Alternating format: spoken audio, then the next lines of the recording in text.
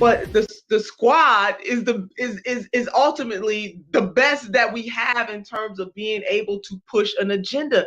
And what that means is that you might not always agree with the methods.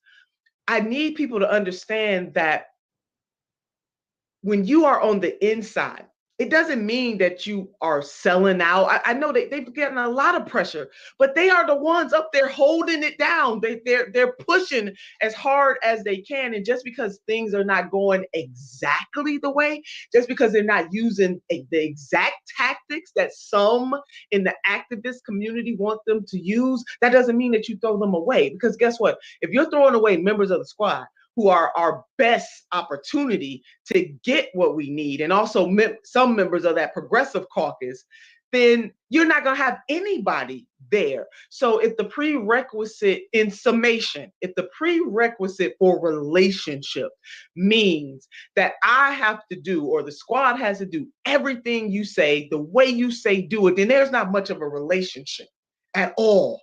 And that you're going to be disappointed. Hell, they're going to be disappointed with me. I said that to Tim Black when we interviewed. I'm saying it to you, Mike. I want them to know you're going to be disappointed at some point. But that does not mean that you give up totally on the people who are the best fighting chance that you have. And then there's something called strategy. So the grassroots strategy is different than the strategy once you are on the inside. You will know when somebody is sold out. And I assure you that the squad has not, underline, bold, underscore, sold out in any way. Welcome to another episode of You Left Shit Out. I'm your host, Compton J. I thought starting with this video, considering the topic, was perfect. You might hear some banging in the background. Something's up with the washing machine, so the repairman's here. But anyway, started out with this video because it was so fitting for the topic. And this topic has been just sitting, or the graphic I should say, because I created this and thought of this topic a while back. I just never felt it. And today I felt like this topic was it. And this video is the reason for this stream. When I was researching for something else and I came across this video and watched it, I did a stream on it. But I always felt like I was going to come back to talk about this particular part where this is our only hope. Our best hope. Let's put that up there. And just thinking about that, the squad is our best hope is pretty scary, to say the least, considering they really haven't done anything to the left of even the Democratic Party legislatively. I mean, they voted for, they arranged their votes, let's say it that way, for the passage of some things like the Iron Dome. They voted to increase the budget or fund NATO, increase the budgets and money, increase the police budget, I should say, send money to Ukraine. None of those are votes of the left, especially not the NATO vote. So they're our best hope. So I wanted to kind of dive in to this topic, but I wanted to dive into this topic not from people who are outside of the duopoly or people who already support the idea of being outside of the red-blue game. I wanted to hear it in people's voices who support progressive Democrats. So I have footage from Majority Report, TYT, right here, Humanist Report. I think I have some if we get to Rational National, some video talking about what they were going to do, and some videos saying how they've been failing.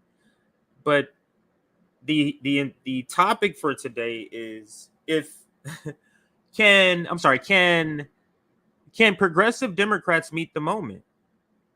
Can they meet the moment of what's happening right now with the eviction crisis, with the homeless crisis, with the war machine, um, with the censoring of people, cracking down on privacy rights? Like, there's a whole array of things to talk about.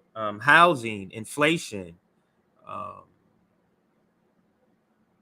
are they in their strategy? Is it uh, is it meeting the moment of all of these things that I'm mentioning here? So um, that is the topic or the main topic. I think we might have time to get into a couple of other things. So there's been some other segments. Love this right here. This could be a .02 segment. Nope, and then fade to black. That is true. So I'm gonna do a chat check. That's the first one. Yeah, right here. Our best hope. I think our best hope is complete political upheaval. Nothing will change inside the system. I agree with most of that, or all of that. The squad are the Bernies in the House. Their job is to fake progressivism, but deliver the Dems' war agenda against the world, including Americans. That is also spot on. Yeah, Lord help us if they are our best hope. That's the same thing I'm thinking. Good vibes, as always. Try to send out good vibes. Nope, we need a revolution, not reform. I'm with you there. Hello. Peace, comrades. Cincinnati, Ohio in the house. Um, if everyone wants to toss out like their state, I'll post just so people know where people are watching from. You can see the different locations. So if you post that in the chat right now, I'm gonna put those up, just like the state that you're in. We gonna be all right. Yeah, man. I wish I had that video queued up, but I don't. I got too many videos to probably play today. We're gonna see how many we get through, because you know how we get with our conversation. Yeah, they're our best fighting chance for more fascism. It seems like that's what keeps winning. So we got Chicago, we got Matt's. Oops, sorry, it updated right when I was clicking. So I'll start from the bottom. New Jersey here. We got Michigan, Oklahoma, Idaho. Wow, all different states. New Hampshire. Wow, Chi-Town, Massachusetts, Nevada, Texas, another Oklahoma, or maybe I'm not sure if that was saying, but wow, Arkansas. Look at this, France. Wow, all the way from France. Las Vegas, Nevada. Wow, Alabama. MN, I believe that's Minnesota. Yeah. Wow, we have a lot of different locations all over the United States and international audience here, which is absolutely just beautiful. Let's also do a like check, and then we're going to get into the topic. So let's see where we're at. We're at 68 likes. We got 133 people watching. Maybe we can push that to 110. Let's push those likes to 110. Thank you. Hit that like button. Yeah. Let's see if any other. There we go. Detroit. It does that all the time. I'll click something and then it updates again. So my computer must be slightly behind. Queens.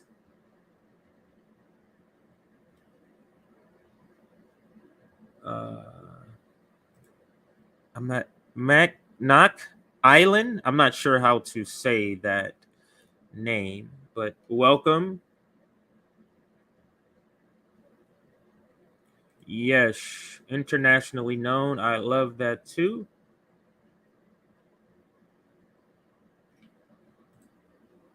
CJ, could you and Nick please do a stream about the international banking cartel that is behind all these wars and manufactured global crisis? Question mark. We need to start understanding the power, I added that ing, behind the donors. Absolutely. Oh, we have New Zealand, but absolutely, we could look into that. We have New Zealand. We have Sioux Falls. Wow, we have Pueblo, Mexico. We have West Virginia. We have Hawaii. This is gorgeous. NYC, Washington, some more Massachusetts, and I think I'm starting to repeat. Am I starting to repeat here? Okay, St. Louis. I didn't think I saw that one earlier.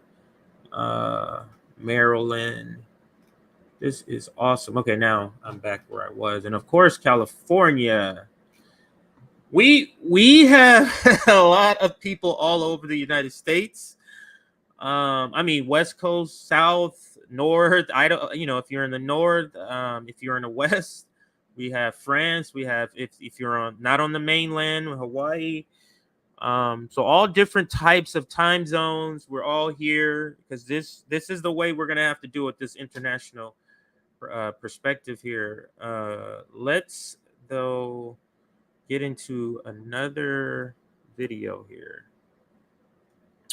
So let's play some of the videos that are on Twitter first, since I'm here and it's already on screen, because this is part of the discussions too, or discussion also.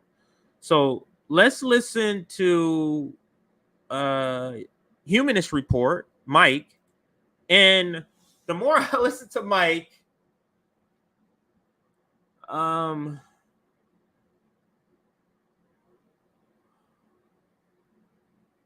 the more I'm beginning to think I might create, and there might need to be a different creation of another category, because sometimes it feels like he may be constraining himself from the tactics he wants to say.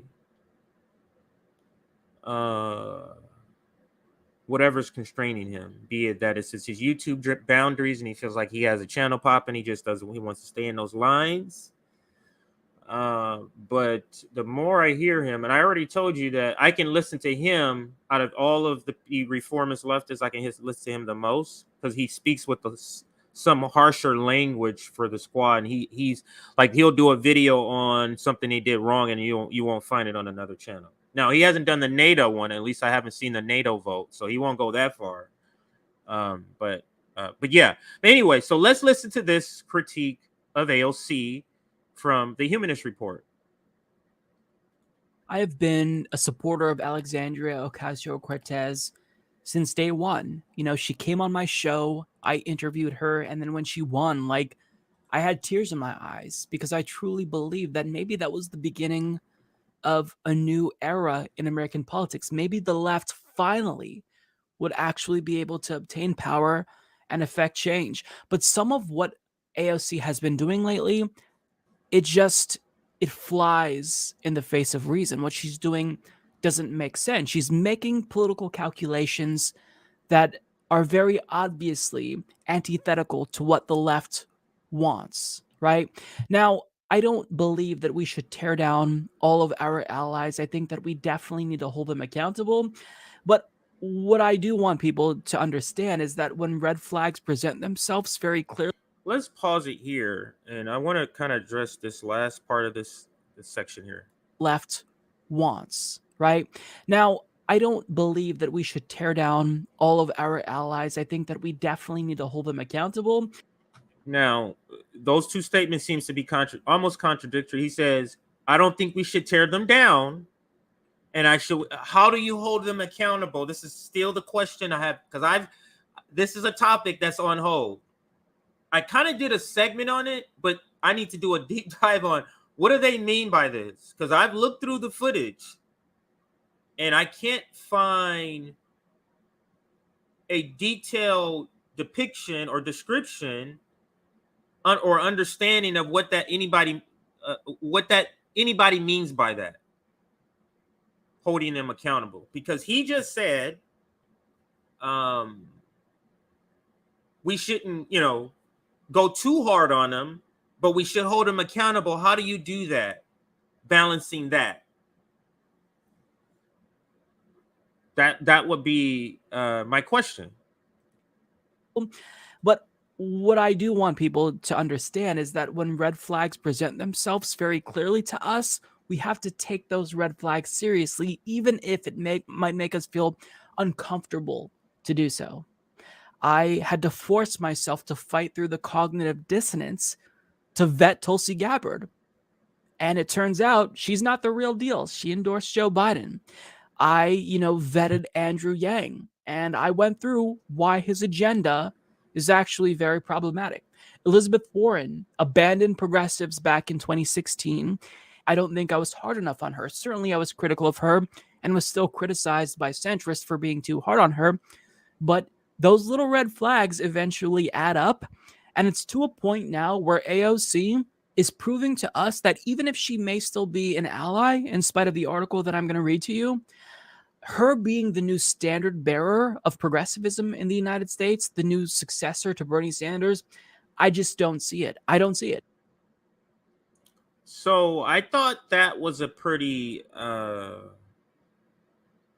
would go further, but to hear that from a reformist, who, now remember, Mike supports the concept of taking over the Democratic Party. When I did a stream, I found old footage where he was like either way, and he was like more Green Party and outside of it, and was convinced by Kyle and Cenk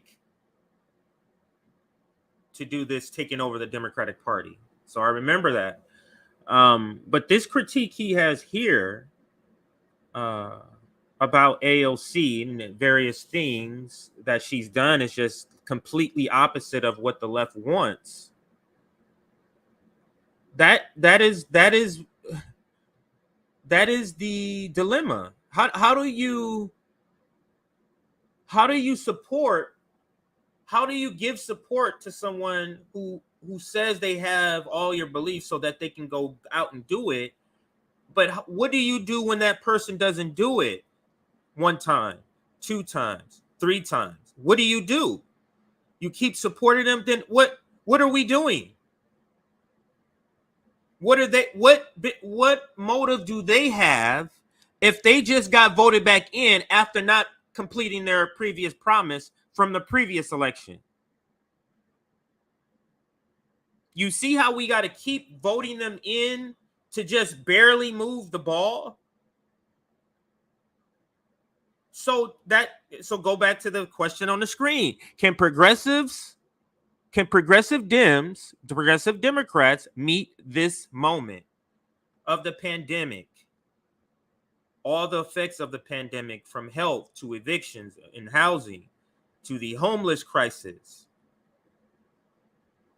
to the crackdown on privacy, to the increased police funding, to the increased police brutality.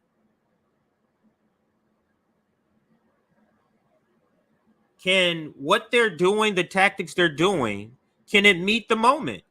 Is it meeting the moment? We got some videos that's going to answer that.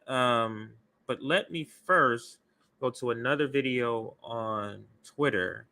But that very question will be answered in another video when we take a little bit of deeper dive here. So let's, right here. Let's listen to this one. Now, this one, the caption is, if supporters of progressive Democrats, this is sort of what the point I was just making, make excuses for everything they do, how do we hold them accountable? So this is just, maybe I should have played this video first, but this is just the point that was just made. Now let's listen to them, give them an out, try to figure out maybe this is some sort of strategy. The benefit of the doubt always go to the celebrity politician. But in terms of its ability to be used for other things in addition to Iron Dome. But we saw AOC basically switch her vote at the last minute. I would imagine it had something to do with like redistricting New York State specifically, because Bowman voted yes, and he's probably going to get redistricted for, I think, Westchester County will probably encroach on into his district at some point. I'm not exactly sure, but it's notable to me that someone like Ayanna Pressley voted no. And she's, I'm not trying to say she's like right-wing Democrat by any means, but of that group, I would say she's the least progressive, if I was to put it on the spectrum, than Bowman and AOC. So I think that there's something specific to New York that we need to be well, the point being is that they found some leverage, right? I mean, because this is not, there was some leverage there. And at the same time, AOC is voting to block bomb sales to Israel. So there's something about the iron. You see, oh, so it's a wash. Let's not really challenge her. It's a wash. She has this other vote where she's voting against bombs, but she has this vote where she abstains and allows this. So, hey, guys, come on. What do you expect her to stick to her principles all the time? Yeah. And I don't think that that's a weird expectation. And PMCs, or the professional managerial class, like people from the Majority Report, shouldn't make working class people feel that they should keep taking this sort of treatment. And that's exactly what they're doing. Like, we're just supposed to keep allowing them not to do anything, allowing them to keep pushing the Overton window to the right by giving Joe Biden an A, and we got a video for that.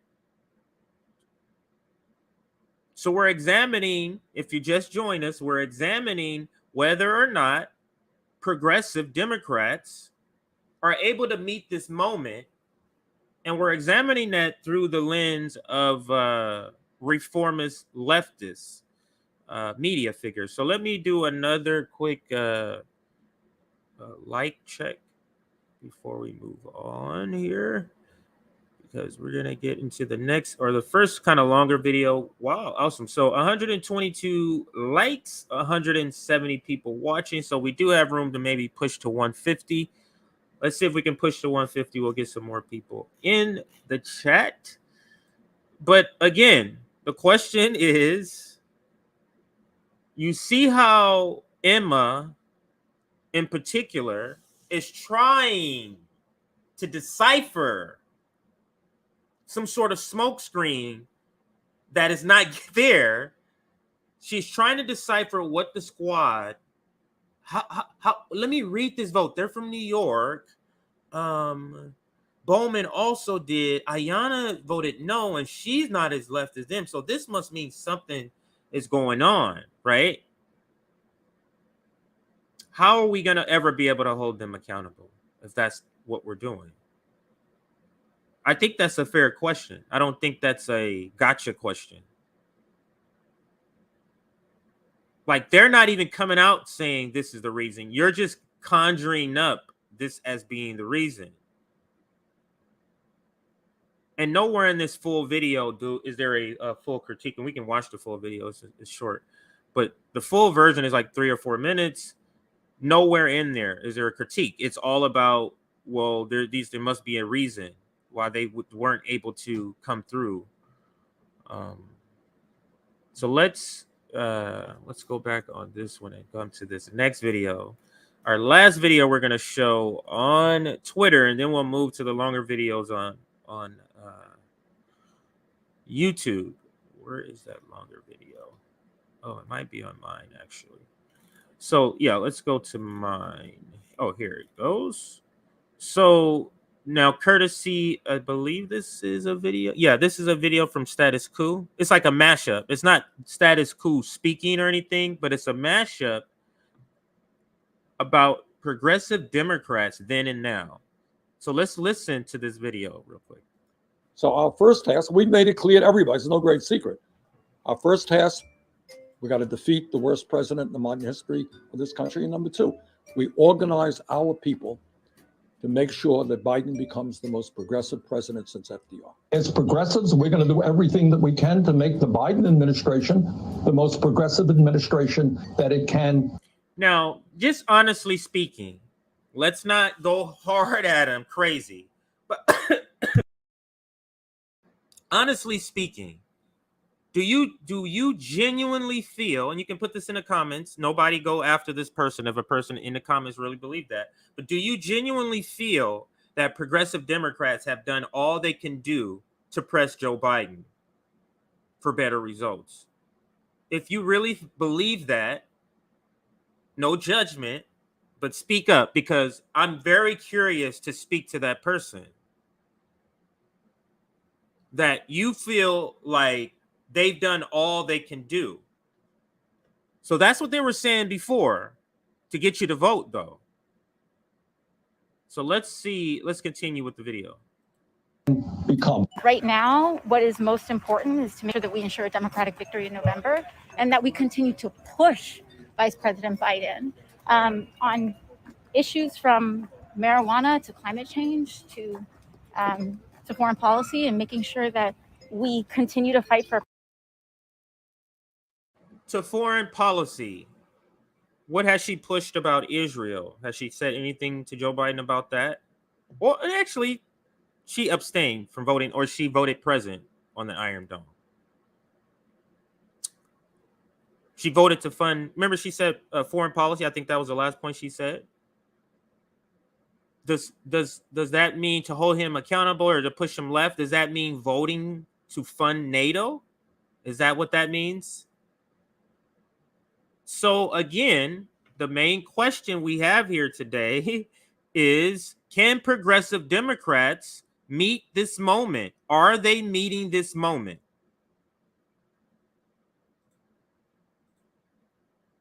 Let's continue. For a progressive agenda in our future. Student loans are crushing my family, friends, and fellow Americans. Me too. We need at least a $50,000 minimum. What will you do to make that happen? I will not make that happen. He said it. He said it. Joe Biden said it right there. And I didn't stop it at the first little thing, but he had a little flippant comment before this one. Wait, I'm crushing in debt. He said, me too. Do it look like with this several $100 or if not a couple of $1,000 suit he has on? So he's buying these suits and paying, instead of paying his loan debt that's like 50 years old. That's what he's saying? So you notice the like almost disdain for students, for young people. So this is what he said then, and now I'm sorry. This is saying now, but this is still a little bit ways back. Has any student loan debt been canceled? Has $10,000 or for student loan debt been canceled? Has $50,000? Has $25,000 of student loan debt been canceled? They're just going to string that along as a possibility. He's looking into it, so you got to vote him in again. Then they'll figure out a way of how Joe Manchin or somebody else, some other rotating villain, foiled the plan to actually make it happen. That's always the result. So let's continue to watch this video. What did you think about his speech last night? I thought it was a home run. I didn't know Joe Biden had that in him. Maybe I would. Oh, Rokana, man, Rokana. He is trying hard. He is trying very hard. This is what you call tap dancing for master. Just like the comment he just had on CNN with Wolf Blitzer where he's talking about Nancy Pelosi, and he says, I respect Nancy Pelosi, which is unneeded in the answer. It's like injected. It's like, why are you saying that? And the answer here. Kissing the ruling class feet. And we think those people who are speaking about the people they need to be speaking truth to power to, and listen to the way how they talk about him or how they describe him. We think those people are our best hope. Are we in trouble?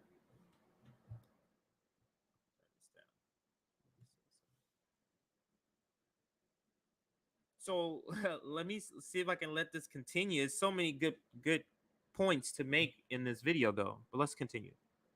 You know, I mean, I was for Bernie during the campaign. And we spent so much time saying Joe Biden's he's going to be cautious and incrementalist, and you know, I don't think Bernie will mind my saying this. And I was having a conversation. He said, "Well, he's doing better than we thought he would, isn't he, Rowan?" I believe that he's doing better. Oh my goodness, he's doing better than we thought he was, huh? And he's laughing.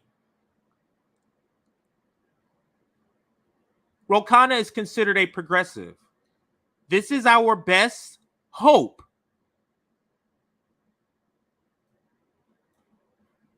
Isn't he, Rowan? I believe that the president has been doing a very good job. I can't dictate this stuff. I can do the things I've done, and any executive action I can take, I'll continue to take.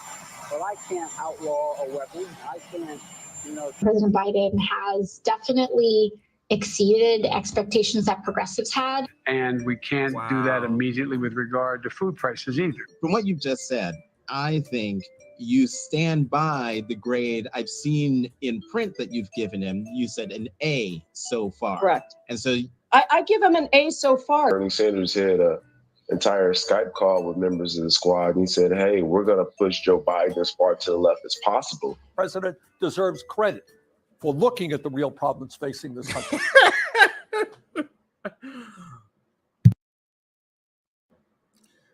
So you have the Fox News clip where the guy's like, hey, Bernie Sanders in the call, he said he's going to be pushing him as far left as he can. Then it goes to Joe Biden. Then it goes to Bernie Sanders saying we need to give Joe Biden credit. I don't even need to say anything specific. He doesn't deserve credit on anything. But let's start there with Bernie Sanders' comment. Possible. The president deserves credit for looking at the real problems facing this country. You earlier said that you expect Joe Biden to be the most progressive president since FDR. So he said he deserves credit for looking at it. So, like, you know, it's like, hey, here's a problem. And he went like this. Give him credit for that. That doesn't sound like the same Bernie Sanders before November in his pitch for voting for Joe Biden. I was going to say Donald Trump, but really they're interchangeable. FDR, is that still possible? Absolutely it is. I strongly support, I can guarantee you, if I'm president, there will be no offshore drilling.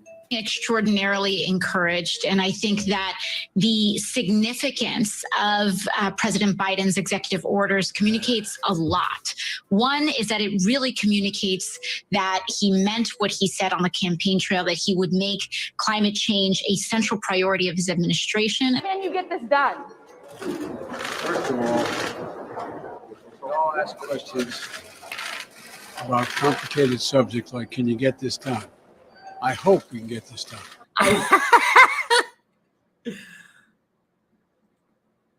This is a clown show. I'm just realizing our country is a clown show. This is a clown show. That's our president. That's our president.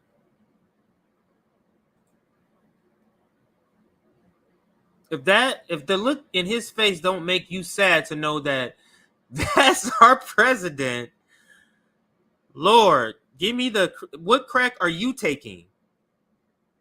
Look at him. This is our president.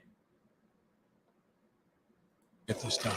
I just endorsed and brought along many of our constituents to get behind and support Joe Biden as the president, because I understand that we've now had an opportunity to move his platform to be more progressive, the most progressive platform a president has ever run on. And Anna, President Biden says he can't get much of that done without the help of Congress. You said last year that President Biden could be the most progressive president since FDR. Is that possible? Absolutely, it is. It's possible. So that was a gaslighting video, and you saw all of them then and now. And I mean, you know, I've stopped it several times. You can see it's a joke. It's laughable. This is really should be on Saturday Night Live. It would be funnier than what they have, but it really should be on Saturday Night Live. How laughable the concept of pushing Joe Biden right was, now that you think about it. And I have this video I'm going to do. Now, when I found this video, I was watching it. I completely forgot that Nick was on this episode of Jimmy Dore. But because he doesn't show up until later in the video. But because I was looking up all the failures of progressives. I have a list. You know, there's the infrastructure. There's a $15 minimum wage. There's the Iron Dome. You know, several different things. So that's what I was looking up and found this video of Jimmy. And then saw Nick was on it. So that was cool that I saw Nick on there. But let him briefly kind of describe the vote. Now, this is AOC's word salad excuse for selling out to Pelosi and Israel lobby. So this is Nick from RBN and Jimmy Dore. Breaking: the U.S. House voted to provide $1 billion for Israel's Iron Dome missile defense system. The U.S. provides Israel with about $3.8 billion in unconditional annual aid, almost all for its military and occupation forces, totaling over $146 billion. Okay, it's called the Iron Dome, and it's not even a sports venue. Think about that. Okay. Glenn Greenwald says, and this is a great point, Israel enjoys a higher living standard in key areas like healthcare and education than millions and millions of Americans do. What justifies sending their tax money to pay for Israel's military when many have so little at home, and Israel can pay for their own defense? There's no way to justify that. AOC gave a 4-page letter. We're told we can't afford universal health care. Meanwhile, we fund it for another country. Isn't that amazing? Israel has Medicare for all, FYI. Okay. Interesting that no one has asked how you're going to pay for that Iron Dome, huh? What will the $1 billion for the dome mean for you and your family? The majority of Progressive Caucus vote yes to the $1 billion funding bill for Israel's missile defense system, including, guess who else voted for it? Jamal Bowman, Mark Pocan, Representative Ro Khanna, and the chair of the caucus, Representative Pramila Jayapal. Now, look at that list. This is part of the team who's our best hope is on this list. Jamal Bowman. I mean, I don't know if people say he's our best hope. Mark Pocan, but he's listed here. Ro Khanna. Pramila Jayapal. The Progressive Caucus. This is our best hope. So let's go back to the question. Can progressive Democrats meet this moment? Is this meeting the moment? Is voting yes, $1 billion funding for Israel missile defense system, is that meeting the moment for the working class? We have to keep asking ourselves when people are pushing this Democratic strategy, is that really going to meet the moment? is voting in progressive Democrats going to meet the moment we're at? I don't think so. Not at all. Let's do another quick like check and chat check because I haven't put a couple of... Actually, I just threw some up, but I'll throw some more comments up. And then we're going to further go on with this video here. But I'll see where we're at. 176, and we have 230 people watching. Can we push that to 200 likes? That'll get more. You notice every time we get more likes, you notice there's more people. It works. So let's see if we can push that to 200 likes and get some more people here. So you have more people to discuss in the chat. All right, so let's continue with the video, and you see the list of part of our best hope team. I guess they're progressing war in that progressive caucus. That's what they're doing. Among the members who voted no included Representative Rashid Tlaib, Ayanna Pressley, Marie Newman, Cori Bush, Ilhan Omar, and Republican Thomas Massie of Kentucky. After helping force leaders to bring up funding as a standalone bill, Representative Alexandria Ocasio-Cortez broke with the other so-called squad members and voted present. But this is not the first present she's given the ruling elite of the Democratic Party. She's given them lots of presents. This is just her latest present. Vote present for the rich. So I'm old enough to remember when AOC said it was wrong to sell weapons to human rights abusers like Israel. That was last Friday. Did you see this? There was a real interesting, originally AOC. So they're going to play the video of her crying, I believe, on the floor. I think it's the crying part. She voted no. But then she got a talking to from Nancy Pelosi. Did you see this, Nick? Yeah, Mama Bear shut her down. But go ahead and play. It's hilarious.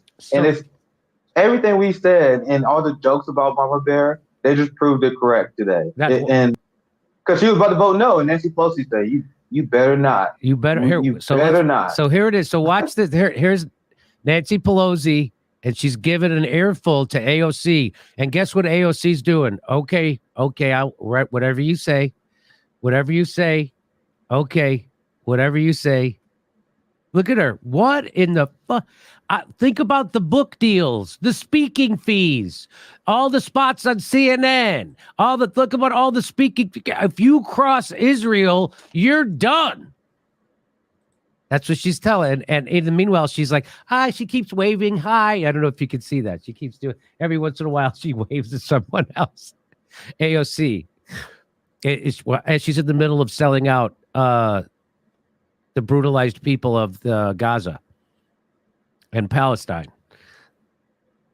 How crazy is it that people think that they can push a party to the left that is completely paid off by AIPAC and the Israeli lobby? Because that's what we see. That's it right there. Let's keep this going just a little bit longer.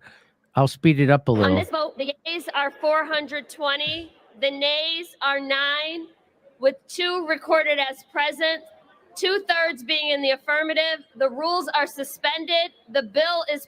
So here's what I don't understand. Why did she switch to present?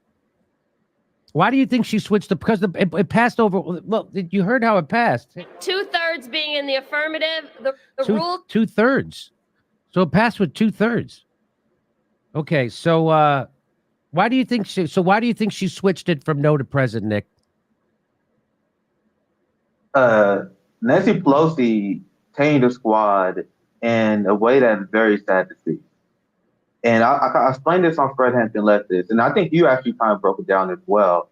The squad actually do coordinate their votes, and they coordinate their votes in a way that beats the Democratic Party. But what did it say about the strength of the Israeli lobby? That you can't even have a performative no. Now, I don't want to. So to this point,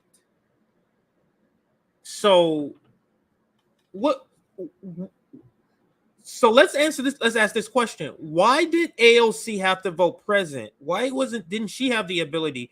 What specifically about her makes it not okay to vote no when a lot of the other ones, a lot of other squad members voted no?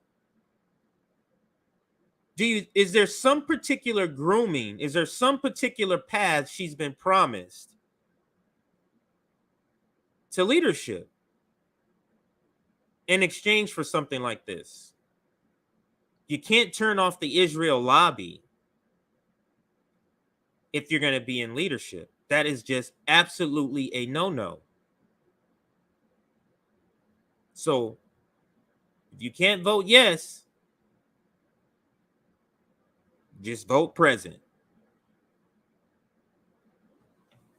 So again, how effective can progressive Democrats be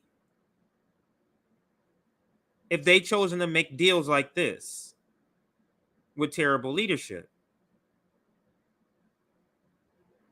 How effective can she be to bring the policies to legislation for the working class?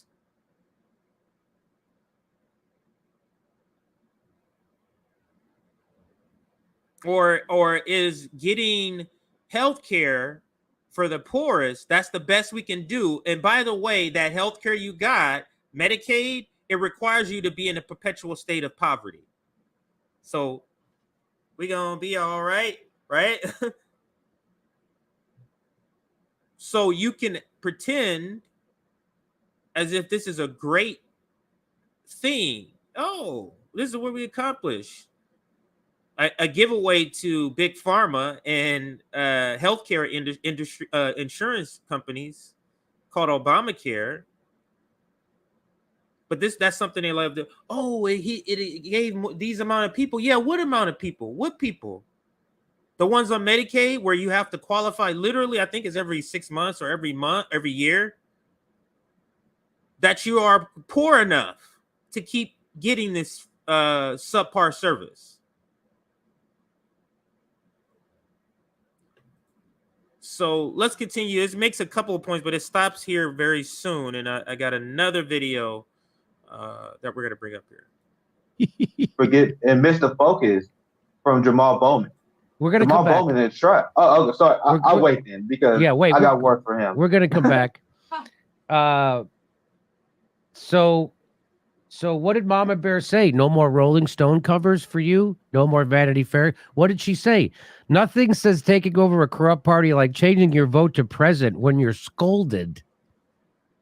Because that's what happened. That's what happened. Is this what Bring the Ruckus looks like? Voting, this is Mark Lamont Hill.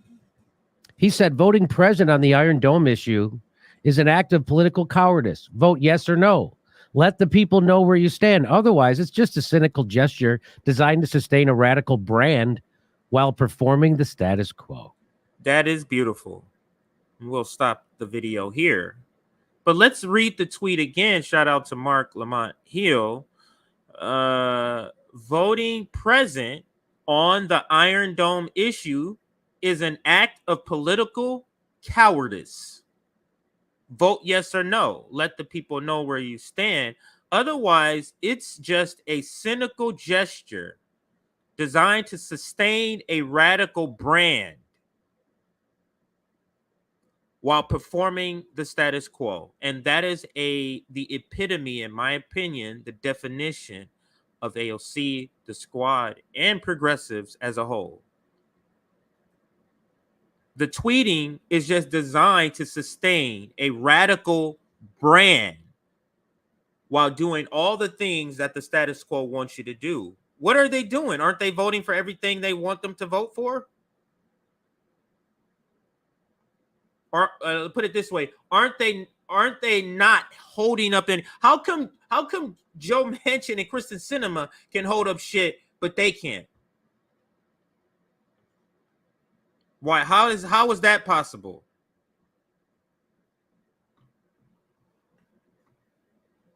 What threat are they receiving? Because that's what they like to. Oh, I've been treated so bad. Okay, has it rise to the level of violence where you need to where you need to call the popo on your friends.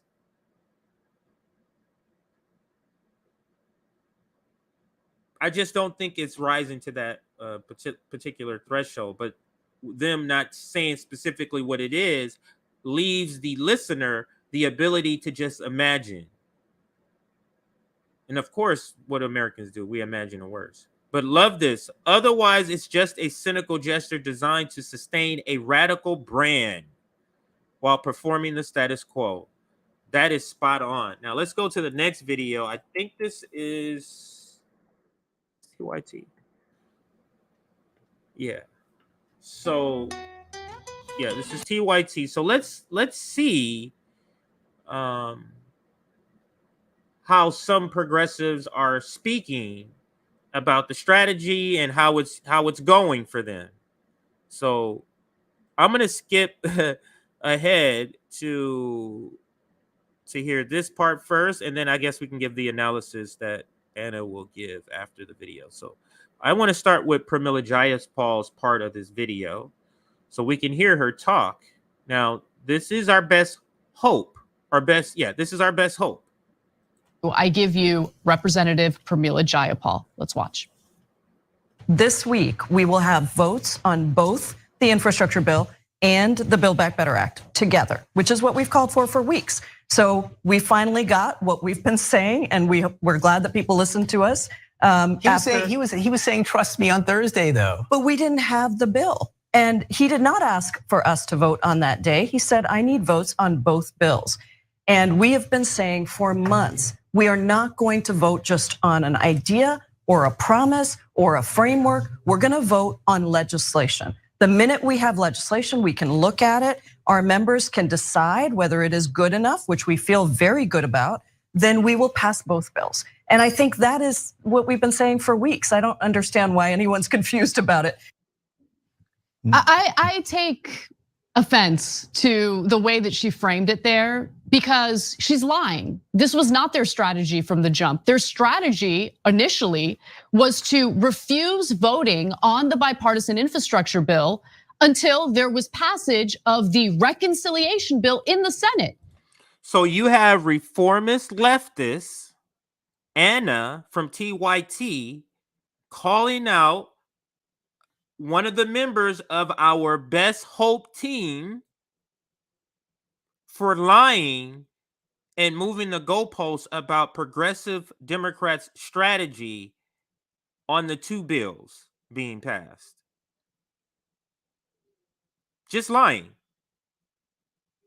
And Anna's calling her out. So let's let Anna finish calling her out, and then we'll discuss. Now they've she's completely surrendered, and she's saying, no, we're gonna vote on both bills and pass both bills before we get passage of the reconciliation bill in the Senate.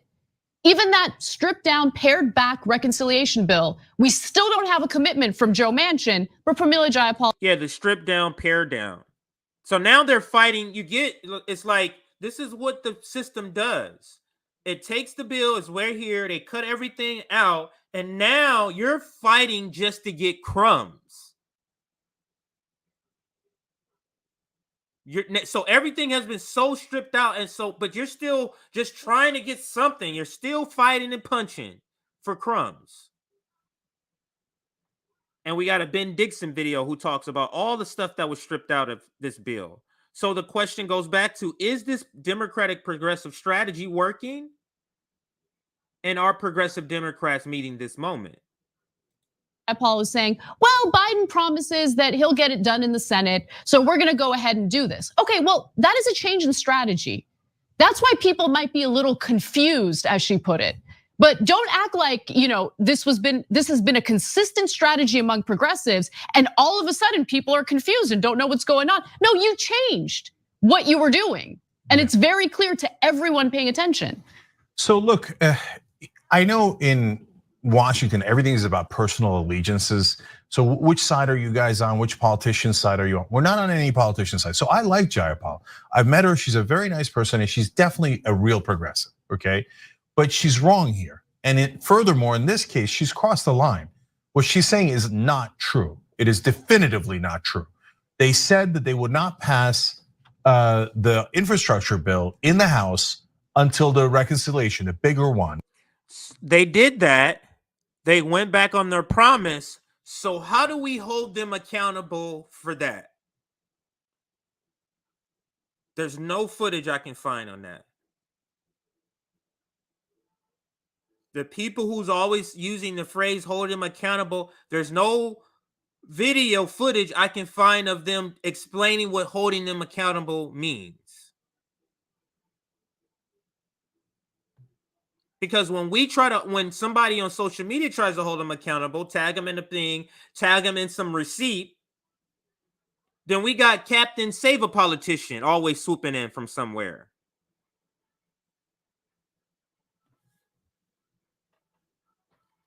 But what are you going to do, Jank, and the audience that listens to Jank?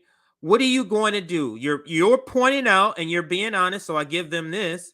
They're at least saying, yeah, she's lying about this, and they're calling her out about it. But in the end, what are you going to do?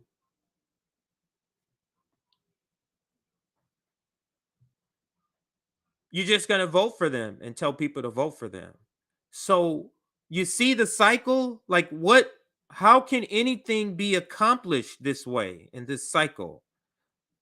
So can progressive Democrats meet this moment? I'll toss up some comments as this plays out a little more. Let's listen to a little more of the video. One passed in the Senate, not in the House, passed in the Senate, because that was the whole point of that trade. Now she's pretending that they didn't say that and they meant that they're going to pass them together in the House. Well, that's just flat out not true. And we're not going to tell you that it's true. I don't know if that's what her expectation is, that the media is just supposed to work for her.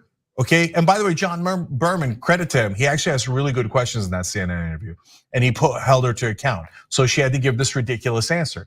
Now, the second part of it is, as I told you earlier, the fact that they're gonna have a written bill at least is something, because it's tangible. Now, what's in the bill is, I think, pretty bad to approaching terrible. So we'll get to that later, but at least they'll have a written bill. Okay, now, then comes the question, who's right and who's wrong? Jayapal says, here, if you get past the fact that she's not telling the truth about the order of things, but it's okay. Let's say that they're gonna pass it. It looks like just get past it. You see, she's lying about the order, but if you let's just get past that.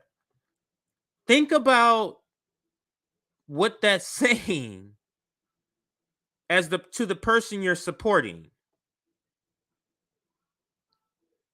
Think about that. What incentive do they have to stay on the progressive line of things? If they can vote for NATO funding, but you're still going to go back and vote for them and to defend them, literally, what can they do wrong? What can AOC, the squad, progressives, Rokana, what can they do wrong for you to say, now this is not working? What? Let's do a like check really quick here, and I'm gonna get back to this. Actually, I'm gonna switch up the video because I want to get back. There's a Humanist Report video. We are at 212. That is good. I don't think I need to. We're at 212 and we're at 228 watchings. I think that's a good cushion there. So as you come in, though, please like the stream. As you come in, please like the stream. So I'll let this play as I get the other video. Looks like they're going to in the House. They're going to give them both. Then it's going to go to the Senate as a written bill from the House, concrete. Will they vote on that bill and pass it? She says, Biden says definitely, okay? And I'm telling you right now, no way. Now you're going to get to see on your own who's right and who's wrong. I'm telling you right now, the minute they pass the infrastructure bill, that's the corporate-backed bill, they lose all leverage instantly. They have literally zero leverage. I wish it weren't the case, but that's the case. And so what is Manchin gonna do? What any sensible negotiator would do. I changed my mind. In fact, I didn't even change my mind. I told you ahead of time that I was equally likely to vote no. And you were an idiot and surrendered to me anyway. I mean, look, it's uncomfortable, but it's true. Who would surrender to a guy who said, I might not even give you what you want? How is that a negotiation? No, that's just a surrender. That's all it is. You can pretty it up and you can get a. I don't know how people can sit through that. I'm gonna stop that there. Like I can't sit through Jank talking. I can listen to some of the other ones. Just his voice. He doesn't.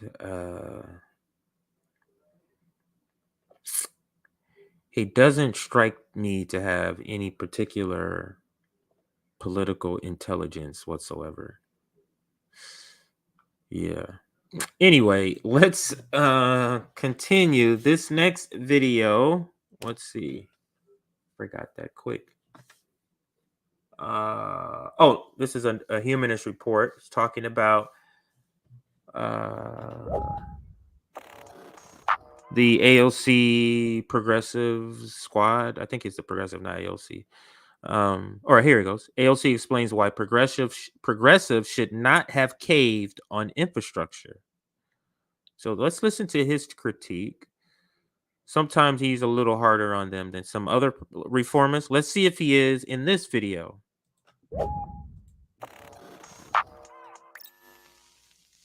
Well, by now I'm sure that you've heard, but the House voted on the so-called bipartisan infrastructure bill before the Senate voted for reconciliation, which means. So if you don't remember, that was the thing they were supposed to be holding the line on. There's two bills there, and the only way to get the one they want is to vote for the other, but they don't trust them, so they need to be voted at the same time. That was the thing they were supposed to be holding. And they didn't.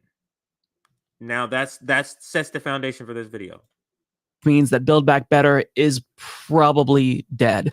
And you might think that that's just a little bit too presumptuous because we don't know and the president is still promising a vote on it. But I think that the writing is on the wall.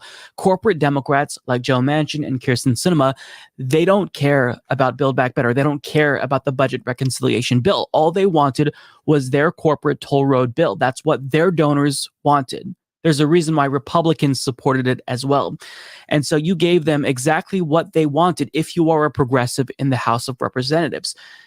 It was really important that these bills get linked together. Decoupling them was the worst thing ever. I mean, it shouldn't ever have been passed as two separate bills. But the second you... So this goes to strategy. Is their strategy working? So their strategy was to get both of these bills through by voting for them separately. That's the strategy. So in the context of that, are they meeting the moment? Did this strategy work? You waver and you say, all right, I'll vote on one without the other.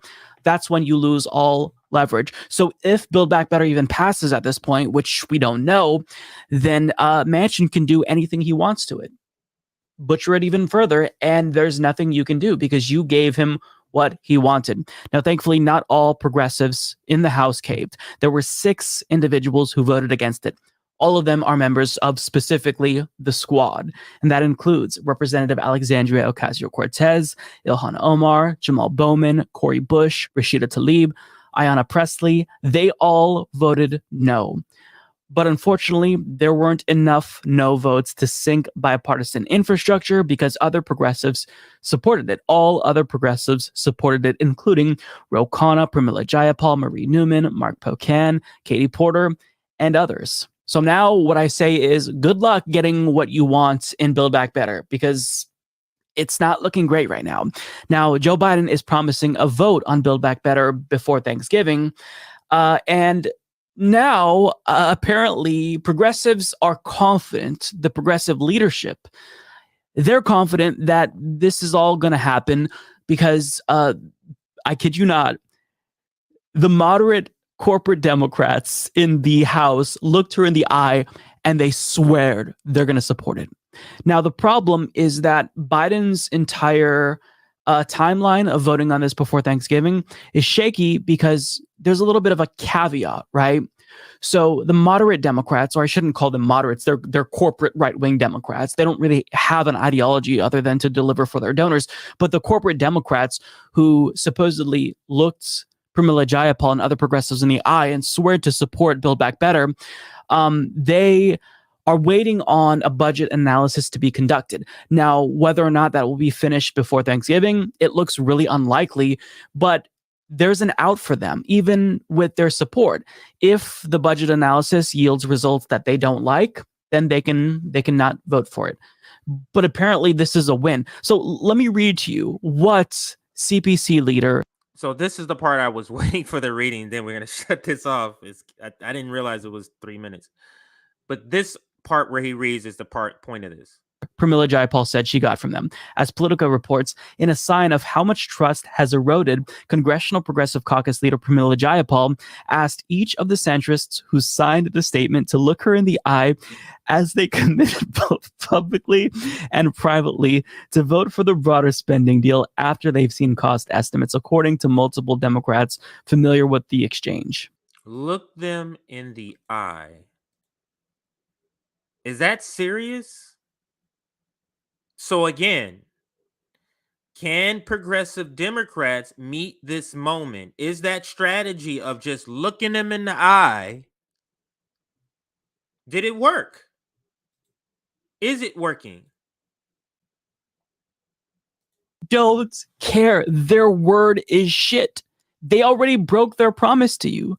They said they want to support both. I think I'm going to stop it there. That was the point. So let's bring up the next item here. And it's a video, but this one is back on Twitter. I may have used this video in another stream, but it makes a point that goes with this topic here. I think, yes. So let's listen and see if this is what we got. Now, this is our best hope. This is when we thought our best hope was great. Let's listen. Feeling like it was a movement and that it wasn't about me was the most convincing aspect. Being like, oh yeah, I'll do this because it's a bunch of crazy people and this will be fun. Yeah. Because all of you got into this like movement first, that's defined, I mean, your actions since you got elected, Yeah. right? And everyone else is like, man, this is weird. Why are you doing this weird stuff? Well, it's because it's a different, you didn't come in. It's a different start. Yeah. There's so much reaction to the divergence that our actions represent in DC, but really they've been consistent the entire time. It's just that Just they weren't paying attention. Right? Yeah, just like the only thing that's changed is that people pay attention now. I've literally been live streaming my life and our political actions since 2016. Yeah. I've literally been movement first and accountable to social movements the entire time I've been running for office. Right. It's really most people that change, right? Like they get elected and then they're like, okay, campaign's done. There's a lot of people in the Democratic caucus. When we are courageous enough to just puncture the silence on an issue, they will start to move. Don't people realize that the most powerful position you can be in is when you are not materially attached to a position of power? If you're a one-term Congress member, so what? You can make 10 years worth of change in one term if you're not. Now, of course, it's this latter part that that I'm gonna zero in on, because we're gonna ask all of us here in community, is what she's saying in the video, do you actually visually see this tangibly happening or has happened? So let's listen closely to this last, 20 seconds. And then they're like, okay, campaign's done. There's a lot. Oh, There's a lot. from this guy is where I want to start. Movement first and accountable to social movements the entire time I've been running for office. Right. It's really most people that change, right? Like they get elected and then they're like, okay, campaign's done. There's a lot. Isn't that what happened? Do we see that at all happening where campaign's done, got elected? Lot of people in the Democratic caucus. When we are courageous enough to just puncture the silence on an issue, they will. When we're courageous enough to puncture the silence on an issue, has she done that for what's happening to Palestinians? None of the safe issues. So don't point to all the safe issues that the ruling class has said it's okay, that leadership, that Mama Bear has said it's okay to be publicly defiant on these issues here. Not those. Those are the easy ones. It will start to move. Don't people realize that the most powerful position you can be in is when you are not materially attached to a position of power? Now, all of us have heard this video, that particular part of this video, many times, because this is what we tag her in when she's calling her mama bear. That's Nancy Pelosi. You said, these are in your own words, the most powerful position is when you're not materially attached to power. That's essentially saying I'm to be the agitator. Is she doing that? Is the progressive Democrats doing that? Is the squad? Is AOC personally? People realize that the most powerful position you can be in is when you are not materially attached to a position of power. If you're a one-term Congress member, so what? You can make 10 years worth of change in one term. Has she made 10 years worth of change in one term? Does anyone believe that to be the case? So we go back to the question again, can progressive Democrats meet this moment? This is what she said around when she got elected. Either she won the primary or something like that. Which she knew she was going to win, be a rep, because the, whatever this area is D plus whatever. So she's saying these things. Is she still doing that? Is she doing these sort of tactics? Is she having this sort of approach now? Would you say crying on the floor of the House over her present vote? Is that doing this? So let's play the next, or actually I can just do it from here instead of separating it. I shall just scroll down to the next one. So there's a couple more on Twitter I'll just play before I go back to YouTube. Oh shoot. I am going to have to start all over from scrolling down. But anyway, they were in succession. So I will play those. This is a lot. Actually, I'm going to play another one. I believe this is it here. No, that's not it. No, so I can play those, but I'm gonna wait until after. Like those aren't the ones. Those should be played after I play a different clip first. Those are more lead up. So this one here, this is not the one I was looking for, but this actually talks about the Justice Democrats and the strategy that they're using. And so this is me talking about this particular point. So let's listen to this video here. What the Justice Democrats have become is just, there's no other way you can say it. There's just simply terrible. But the strategy, let's talk about that. But the strategy, let's talk about the strategy. One, let's elect progressive Democrats. Let's elect them. That's a good strategy. Let's elect progressive Democrats to go in and agitate. And then you elect them.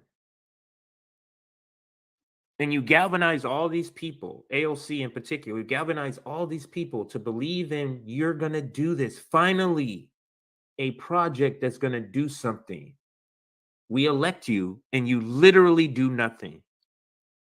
Oh, we need some more. We elect some more. You literally do nothing.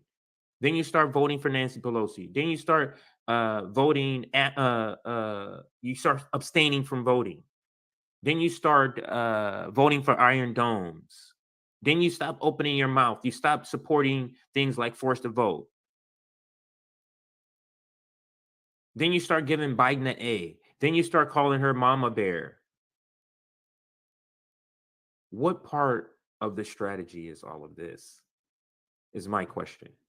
Like, what part of the strategy includes all of this garbage? And I thought that was a valid point, and it sort of sums up what we're doing. Let me recaption here. What the Justice Democrats have become is simply terrible. Voting. Now, when I'm using Justice Democrat in this tweet, it's the same thing as I'm saying progressive Democrats, because the idea is that to take over the Democratic Party. So this is the strategy. So what part of the Justice Democrat strategy of taking over the Democratic Party, which is electing progressive Democrats, includes voting for Pelosi, voting present, giving Biden an A, calling Pelosi Mama Bear, no to FTP, no to the Medicare for All march. What part of the Justice Dem strategy includes all of this? So let's go to the next video. So I'm looking for a particular video with, I don't want to say because I don't vividly remember until I see it. Bunch of stuff, huh?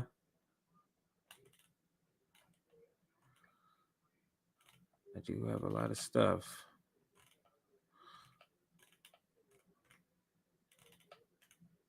Love this. Let me just show this.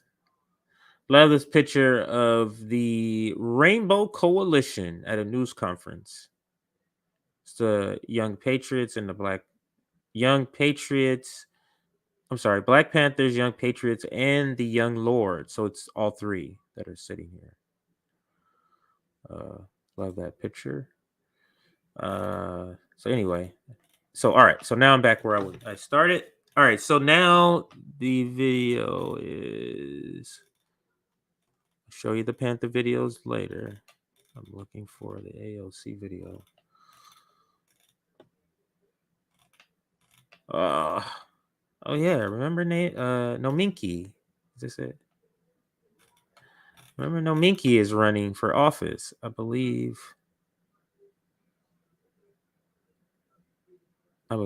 Is this it here? I believe this might be it here.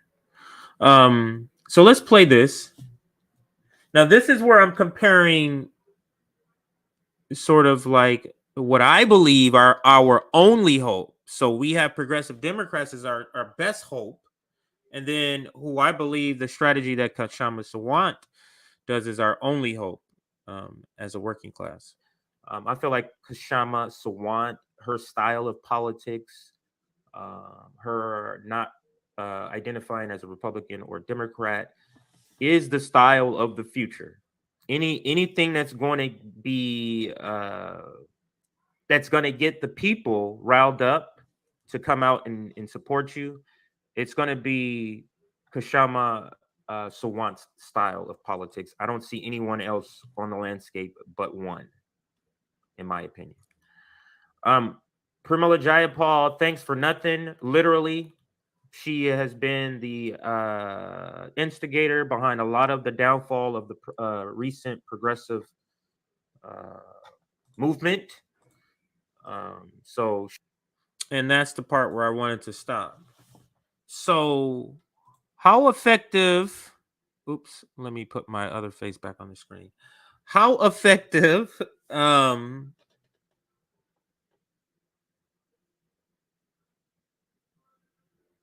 me rephrase it. Pramila Jayapal seems like she has been almost like working with the ruling class, working with the Democratic leadership to make sure all left things wither and die. That's what it seems to me like Pramila Jayapal is working in that capacity. Does anybody else? Yeah. Somebody else say something about Pramila. Yeah, I got a clone. That's funny. Oh, that's me without the beard, I guess. That's one way you can look at it. I'll take that off so it doesn't look so weird. Actually, no, let me finish this video and then I'll take it off. So she is the architect, the person that has been executing this for the establishment. So there's that thumbnail. Then of course, the heartbreak for a lot of people who broke into politics, broke into the understanding of the duopoly through the Bernie Sanders campaign, which then made you kind of have a soft spot for him. But he is now a sheep herder, maybe the top sheep herder, just because of what he is, the people who look up to him. So it is terrible, but that's the state of politics right now. Then we also have the movement killer, of course. The movement killer, Barack Obama. NBA, Bernie Sanders movement, the NBA strike or lockout or whatever it's called. Then we have people like this, progressives like this, who sold out immediately and who eventually sell out, and that's Jamal the sellout. So he's sort of representing all of the progressives that are sellouts. With progressives like this, who needs Democrats? And let's go here. The Democratic Party is center right. Democrats are corrupt, and I felt like those two people absolutely represents the corruption of the Democrats and Washington, D.C. Absolutely. Got another video here already queued up. All right, so let's drop it into the screen. So I felt like there needed to be a stream that addresses what we're talking about today. In that the PMC class, the professional managerial class, and I'm bringing up one of their representatives here, which is David Sirota, really pushes this idea on the working class. And largely, the PMC class dictates the whims of the left. The way of the left is dictated by the PMC class. That's the reason why the left has, a lot of people on the left have this idea of trying to take over the Democratic Party. That's the concept that comes from the PMC class, or the professional managerial class is the right way of saying it. Now this video here, giving up on the duopoly and wanting to burn it down without another strategy may be nihilism, but revolutionary leftists aren't saying do nothing. We're saying do something else in the place of duopoly. Big difference. So and trying to understand, well, why, if this is not working, why do we keep doing that? And it's the job of the PMC class and people like David Sirota to keep those people, because they know that people are going to get fed up with this not working. So you have to have these people who will give like pep talks. So let's listen to David Sirota's pitch for that. Yes, I've had moments where I'm like, you know what, I'm out. Like, I'm done. I hate this. I can't look at it every day. I like it's so nauseating. It's so pointless. And I have those days. And and by the way, I don't begrudge people who say, look, I can't focus on this anymore. It's too depressing. I'm not saying like those people are bad. I get that impulse. But I also think and by the way, I also think like just saying, oh, they're all corrupt. Nothing good can possibly happen. And anybody who's trying to work in that system, you must be corrupt or at least stupid by trying to fix things, because the whole system is corrupt. Sort of the black pill idea. Like there's a blue pill, the red pill, and the black. Like, I reject that too. Like, you're not smarter by just walking away. Like, you're not better than people by walking away. And by the way, you're not better than people by saying, anybody who's ever voted for a Democrat is supporting the duopoly. Like, here's the thing, the Democratic Party is super corrupt. But in the short term, right, in the context, for instance, of the reconciliation bill, all you have right now is a Democratic Party and a Republican Party in Congress. Like, I'm going to stop it there, because this is the part of the strategy I want to kind of dissect, because he admits the Democratic Party is super corrupt. But all we have in the context of politics is the blue and red game. So admitting that they're super corrupt, which to me it also admits that that you're not going to get much done with them, but you're saying, but at least we can do something like the whatever the bill he just said. But none of these sort of watered down bill legislations, these sort of like technocratic kind of moves will ever touch the people who need it the most. And to me, that is one of the bigger flaws of this strategy, because it's a strategy that never seeks to address the issues of the people at the very bottom. Because remember, you're constantly, just like with the bill, what was that bill? All the progressive stuff got whittled out of it. But now you're fighting for crumbs, which it already started to where it wasn't going to be helping the people at the very bottom. Then you whittle out all the things that's going to help anybody at the bottom. And now you're just fighting for crumbs that's not going to touch them. That's the strategy of the PMC class. That strategy cannot meet the moment of today. The progressive Democrat strategy, that's not meeting the moment. It's too many people in pain. Not just, I can't make a bill. There's people being evicted. Prices are skyrocketing. But then you just want to say, let's just vote in some Democrats, some progressive Democrats. The strategy is not meeting the moment. Let's see what else he says. I think I addressed everything in this video, but let him finish his thought, and then we'll move to the next one. Like, you've got to try to get, like, there's a climate crisis happening. It's a ticking time bomb. Like, you have to try to get this horrible, corrupt system to try to do the right thing, stipulating that it is horrible, it's corrupt, the game is rigged. All of that stuff is stipulated, but like walking away from it, or just sort of rolling your eyes and saying anybody who's even trying to participate in it is stupid, dumb, and or complicit. Like, I just reject that. Like, there's too much at stake. It doesn't mean don't hold, progressives accountable, right? Like the squad, the progressive members of Congress, like PMC, there's that phrase again, that no one ever tells you what it is. So now we had a previous video that said hold them accountable, but in that same breath, they said, it was Mike from Humanist Report. He said, we don't want to go too hard at him, but we want to hold him accountable. So don't go too hard at him verbally. In this video, he's saying hold them accountable, but don't walk away from the process of voting them in. So keep voting them in and don't criticize them harsh enough. How do you hold them accountable? Isn't holding them accountable just performative at this point? If you're taking away two of the only ways really of holding them accountable. But that's what the PMC class is asking you to do. Not to criticize them too much and not to vote and to continue to vote for them. But somehow you can hold them accountable. How?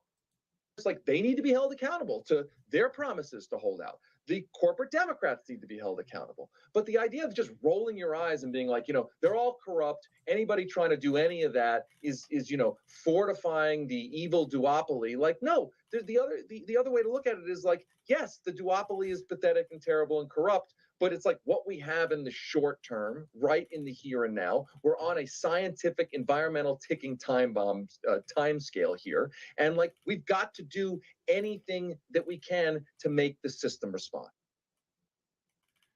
Yeah, I just, anytime he says that last point, the last point where he's, it's a climate crisis, there's a ticking time bomb, then you say, let's go ahead and vote every so often for let's go ahead and participate in this electoralism, which is every so many years. Like, that tells me you're not serious about the very thing you're claiming to try to influence me. You're trying to tell me, look, it's a ticking time bomb. And it's like, well, then why aren't you having a different strategy then? You know what I'm saying? Like, why do you have a different strategy if there's a ticking time bomb? So let's, where's that video? I think it's this one.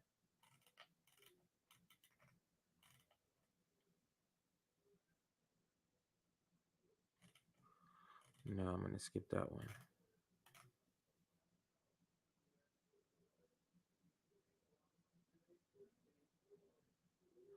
Okay, let's listen to this one.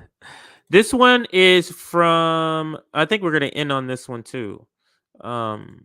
Because I think I've made the case. This is not gonna, it shouldn't be the same length of stream as some of my other ones, because the case is easier to make on this. Yeah, I think an hour and a half is enough on this topic. I want to try to make my streams. I think I have some of the longest streams, so I want to try to make the stream shorter. So let's listen. This is Bree on our General Strike Summit, our first summit we did as a network, back when we were called Fred Hampton Leftists. Can we get past force the vote infighting? There's not enough of us to be fighting amongst each other. It's disappointing to see how the squad will only force a vote when they know Democratic Party doesn't need their vote. So let's listen to Bree here. And I am genuinely confused and genuinely frustrated and disappointed as to why there's been a certain level of hostility. And I just want to make it clear that to the extent that people went awry and kind of got caught up or got kind of like distracted by personal issues with individuals, I would really hope, I sincerely hope that we can start to get past that by coming and having some conversations. I've been trying to have some people on the show. You know, I had my beef out with Ryan Grimm privately, and then we had a version of it publicly because I felt it was important. There's not enough of us to be scrapping like this. Like, there just aren't enough of us. And imagine the power we could have if we could unite across platforms and has some kind of coordinated messaging campaigns. I mean, look what just happened with this infrastructure bill last week. You know, we have all had our disappointments with the squad members, and I think it's frustrating that they seem to only force the vote when they know that the Democratic Party doesn't need their vote to actually pass a bill. But also they're getting heat for, you know, drawing attention to the fact that the corporate Dems broke their promise about voting for both of these things together. And that is also true. And I would like a world where we could have some kind of coordinated messaging across these platforms that could show all of the squad, like all of the sincere progressives in Congress, that there could be some support for when they actually do something good and worthwhile. And the same with like the Afghanistan withdrawal. I mean, that was a moment where the left kind of did collectively decide, okay, Biden sucks, but this was a good thing to have done. And it felt powerful because we were the only people in the whole left media infrastructure that was backing up an anti-interventionist take. You know what I mean? And it's not that I'm trying to excuse any of the very frustrating, irritating, angry making, hair pulling out bullshit, sorry, that a lot of these folks have done over the course of the last year. But it's like, I don't know if I'm naive, but I'm really hopeful that some quotient, not all of them, I think some of them are too far gone, but some of them realize that it doesn't have to be this way. And I hope that moments like today in this effort help them to understand what a different kind of left media infrastructure could look like. Yeah, so there's a lot wrapped into that video. I'm not going to try to dissect it because I will go off into a tangent because there's a lot there. I'll just say overall, I'm not necessarily on the same page as the professional managerial class when we just say who is part of the coalition of leftists. For example, I don't think Ryan Grimm at all is part of any sort of left coalition in any way. I don't see that as any sort of comrade to the left. So yeah, that is a discussion we have to have. But I think I can sum it up here. I think I played enough videos. I did have 2 more videos. It was just a one video where Benjamin Dixon is on TYT. I went on TYT and I didn't know. I guess he hosted one time. And he's talking about how the progressive Democrats caved. And then no, it talked about how the bill that they were trying to still fight for had been stripped up of all the progressive things. Actually, let me see where that video it is, because it could be important enough to play. Let's go to YouTube. Because it speaks to the point of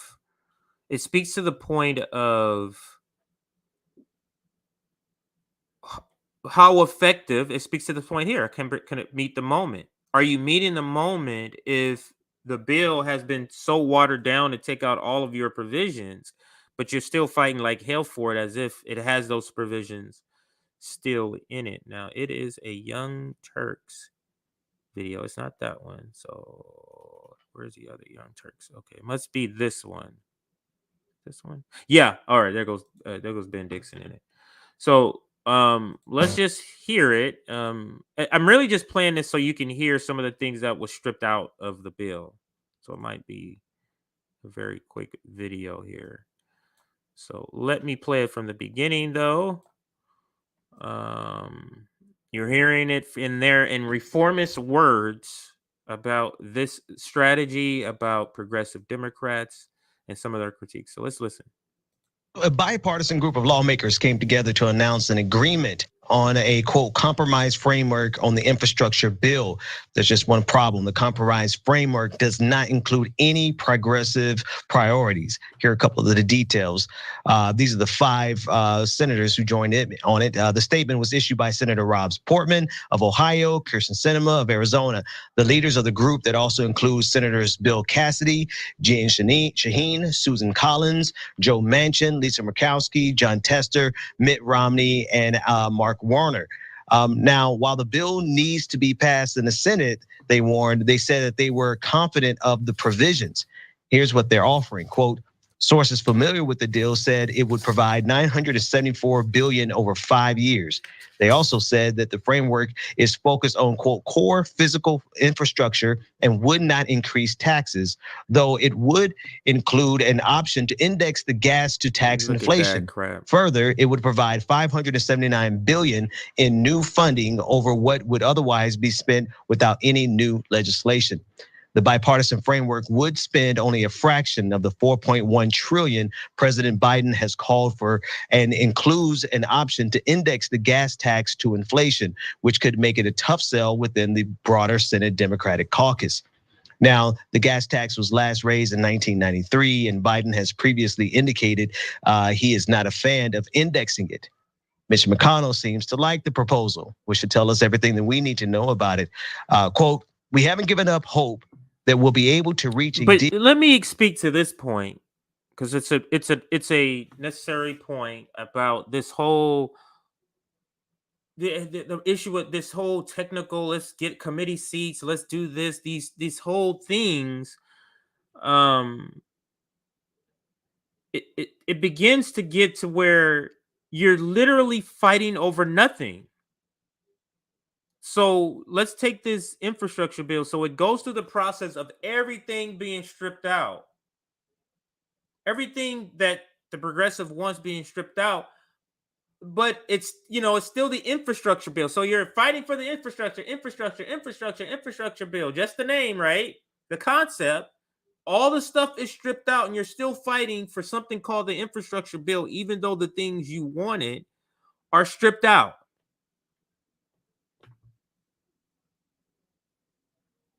So it's like you're fighting for nothing. Literally nothing. It's the same name, but you're no longer fighting for all the progressive programs that was in it. So it just becomes a red versus blue thing, a technical thing to try to technically get our bill across the finish line. So you're making all these technical maneuvers to get through here, but while you're doing that, you're having to drop so many things. And then at the next hurdle, oh, I got to take this off. At the next hurdle, got to take this off. By the time you reach the finish line, it's not recognizable. But we're still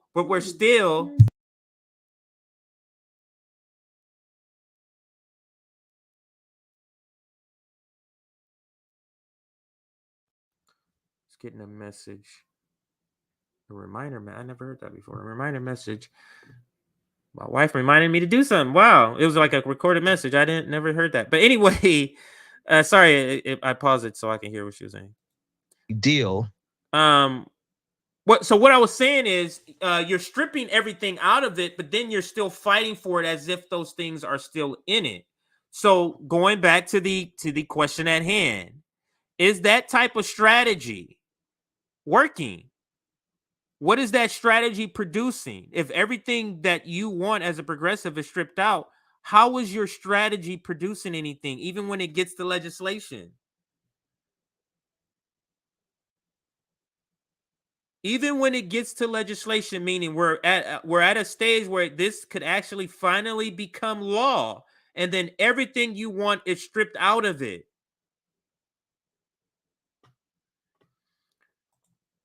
Let's let him speak a little bit more, because he give a little bit more from this article, and then we'll move on something really important for the country that we really need to accomplish, and that is a major infrastructure bill. Yeah, I think it's clearly possible.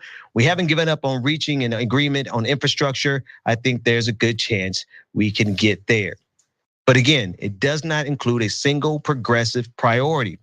Progressives are gearing up for battle, quote.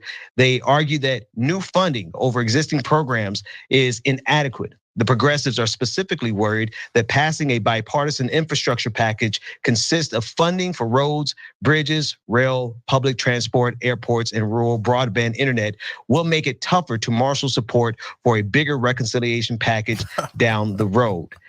The bigger package could include many progressive prizes such as climate change legislation, $400 billion for long-term home care and language to lower the cost of the prescription drugs. Senator Bernie Sanders. Not getting that, none of it. This is why I like to do these videos and like after they've been out, so we can go through and say, let's look at your strategy. I want to be able to look at it and say, has it resulted in that? So everything is always okay. You're not gonna get your stuff this time, but let's push that to the next thing. Then the next thing come and that falls through. Didn't the climate thing falls through? And don't think this. Go back and read this and look at this Joe Biden deal they made. I'm sorry, Joe Manchin deal to pass some sort. Look at it what it is. It's not what you think. Even one of the reformist leftists, and I think it's the Humanist Report, is against it. They think, yeah, I wouldn't vote for this. This is not good. So it's not what you think. They're just trying to push it in that framework. So you think that the some sort of deal was made. Remember, this is a climate deal supposedly, and Joe Manchin is a coal baron. So don't think he just woke up one day and was like, "I decided to do the right thing." Sanders spoke out against the compromise, a policy solution, saying the following, quote, "The problem is this country faces enormous issues that have been ignored and neglected for a very long period of time. Even if you look at infrastructure from the narrow perspective of roads and bridges, it's inadequate. That's not me talking. That's the American Society of Civil Engineers." Cenk, a lot there, but in the name of bipartisanship, we see a lot of things get done, but it's usually done in favor of the people. What are your thoughts? All right, so lots to get to here. First of all, if you hear any Democrat, and that includes progressives, talking about, well, if we'll just pass this and later we'll do a bigger reconciliation package. No, you won't. That's a joke. There's not going to be any reconciliation package after this. You think Manchin is cinema, etc.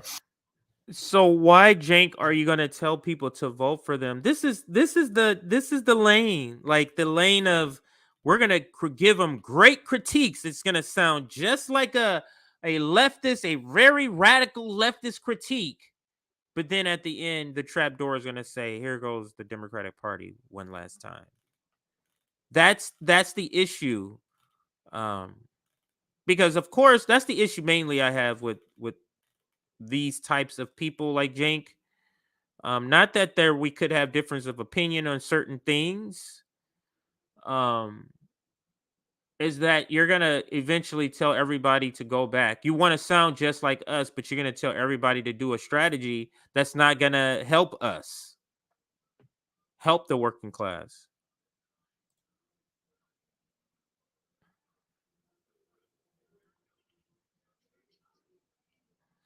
Yeah, no, I was listening to another video. I better stop here because I'm starting to see other videos I can play. I better stop here before I start playing a bunch of videos. So I'm gonna stop here. And sum up this topic. Let's go back to Twitter. I don't believe that our best hope is the progressive Democrats. I don't believe that our best hope is the progressive Democrats. I believe that our best hope is ourselves. The least effective path for getting what we want is supporting progressive Democrats. That's the least effective path. The more effective path is the path similar to Koshama Sawant, where you're out in the community trying to meet the needs of the community as you're organizing, and you're organizing around class lines. That's the way. And the reason the reason the PMC class, or the professional managerial class, does not promote that is because they're not part of the working class. That's why they're pushing this other strategy. They're not part of the working class, so they're not for this strategy. I think I'm going to end the same way we began, and that's with this video with Nina Turner that kind of started this whole thing. Oops. Have I been off screen this whole time? Yeah, I have. So I'll put myself back up over here. So let's finish with this video. But before I do, can progressive Dems meet this moment? I don't think they can, and there's several reasons. I don't think the people who are currently elected as progressive Democrats have the backbone to meet the moment. So it's the personnel. I don't believe the personnel that is classified as progressive Democrats are meeting the moment or can meet the moment. I don't believe the strategy of pushing progressive policies is meeting the moment. And I don't believe that the demand, what you're asking for, is meeting the moment. So on all different types of levels, this progressive way of doing things, progressive Democrat way of doing things, is not meeting the moment. We need something more radical, more revolutionary, that's going to help more people at the bottom, and not these these around the edges sort of issues. So let's end this stream with how we begin, and that's Nina Turner breaking down why. And I think Nina Turner is just representing the professional managerial class, and what she's trying to suggest, that we need to continue to support progressive Democrats even though they're not delivering. Because being disappointed in American politics is just a normal way of life, and we have to reject that. So like this stream on your way out. Oh, I forgot our Substack. Make sure you join our Substack. I'll put it up in just a second. Make sure you join our Substack so you get notifications for things like this stream. We're at 294 likes. You think we can push it to 315? Let's push it to 315 likes before we head out. This is our Substack. Subscribe to our Substack. You will get notifications for this stream. I also been doubling back and sending some out for like clips. So like yesterday, I think we had 3 notifications yesterday when typically there's 1 or 2. So sometimes I'll do that. I try to put in the title whether it's live or as a clip, so you'll notice if it's that. But the only way to get these notifications is to join our Substack. So just go to that website and enter your email, and that's all you got to do to join our Substack. Again, like the video. We're trying to reach 3. I think we said 310 before the stream is over. And I think now that covers everything. Again, Let me throw this out here. Actually, I'll type it. We are launching. We are launching the community outreach campaign in Los Angeles, and it's the Los Angeles Community Outreach Campaign. That's actually the name of it. It's part of RBN. It's kind of likely is what's going to be rolled into our local chapters. But if you are interested in volunteering to be part of this community outreach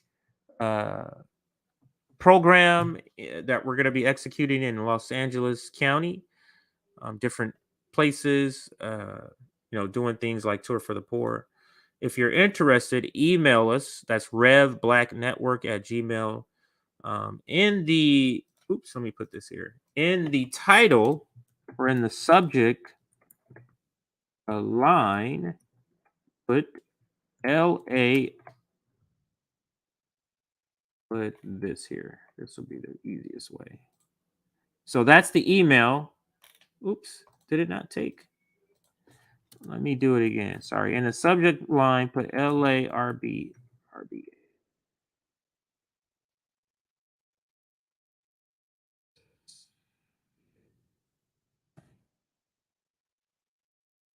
Oh, that's why I hit the wrong button. All right, so there we go. Now, email and subject line, put LARBN. And we already got, I think I mentioned it in the last stream or 2 streams ago, and I think we got 4 or 5 people that emailed us. So if you're listening and you're interested, you're in LA, you have transportation, because that's key. And you have availability on the weekends. Some weekends, not it doesn't have to be all, but some weekends, then you're welcome to join. We're trying to get together maybe a group of about 20. And I think we're at 8 or 9.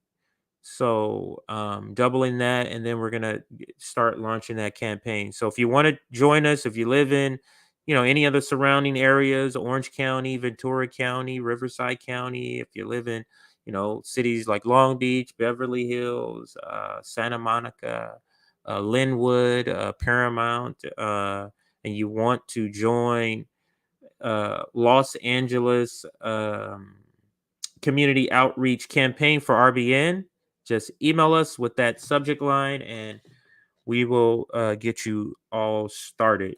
You can also contact the RBN Twitter account. There is a post. Yeah, there is a post asking for people who are interested. Just find that post.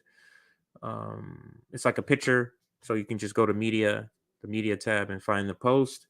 Tag yourself, and we will contact you. We will DM you directly on Twitter. So those are 2 ways that you can get involved with our campaign coming up in Los Angeles. Outside of that, thank you for joining. I think this is my last stream of the week. I'm working like the rest of the week, Thursday, Friday, Saturday, Sunday. Sometimes I would like to squeeze in one if there's been some topics, but the topics have been kind of dry. I know everybody have noticed that. Anytime you're seeing me do a multiple streams, not specifically on news, sometimes that sometimes the news, like right now it's the Taiwan, but we've covered Taiwan. It's the Forward Party, but we've covered that. Like it's a lot of news, so news is kind of stalled right now. There's nothing really going on legislatively, so the news cycle is kind of slow. But anyway, I won't. So I'm working tomorrow, but tomorrow is the Sabby and JB show, right? Tomorrow's Thursday. Sabby and JB show. I'm not sure if somebody's doing something tonight or tomorrow night. Nick might jump in or pop in. So make sure you look for those streams. Outside of that, thank you for watching, and let's listen to Nina Turner on our way out. Here is Nina.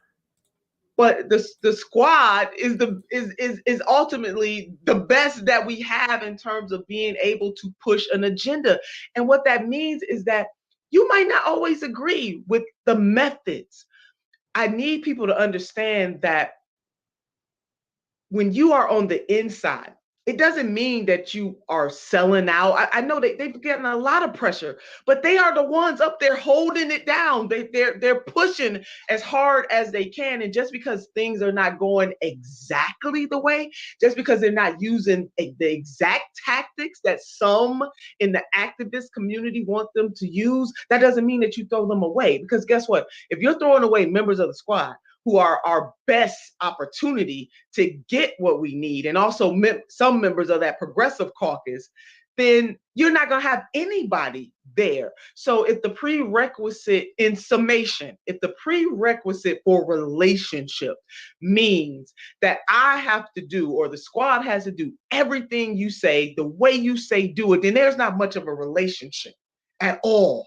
And that you're going to be disappointed. Hell, they're going to be disappointed with me. I said that to Tim Black when we interviewed. I'm saying it to you, Mike. I want them to know you're going to be disappointed at some point. But that does not mean that you give up totally on the people who are the best fighting chance that you have. And then there's something called strategy. So the grassroots strategy is different than the strategy once you are on the inside. You will know when somebody is sold out. And I assure you that the squad has not, underline, bold, underscore, sold out in any way.